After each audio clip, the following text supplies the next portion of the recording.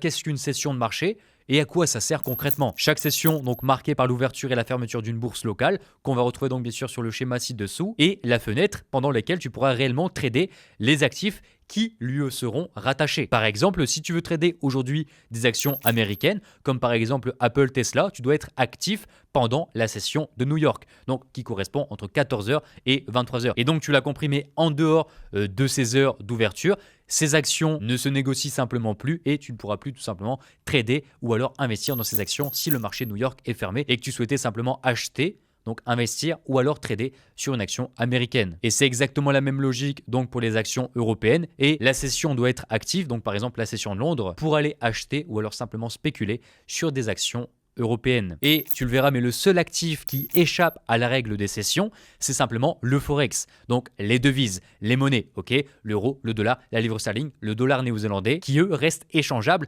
24 heures sur 24, et qui fait que ça reste un actif très intéressant pour les personnes qui veulent trader donc sur toutes les plages horaires. Maintenant, tu dois comprendre qu'il existe des relais entre les sessions. Chaque session a une heure bien précise et ça commence toujours par Sydney. Ensuite, on a l'ouverture de la bourse de Tokyo. Ensuite, on a l'ouverture de la bourse de Londres. Et ensuite, l'ouverture de la session de New York. Et ici, mais pour que ce soit beaucoup plus parlant, avec la carte du monde, tu peux voir, on va dire, ce relais qui est opéré entre toutes les bourses du monde entier et qui permet aussi au marché financier d'avoir un certain relais et être tout le temps connecté et ouvert.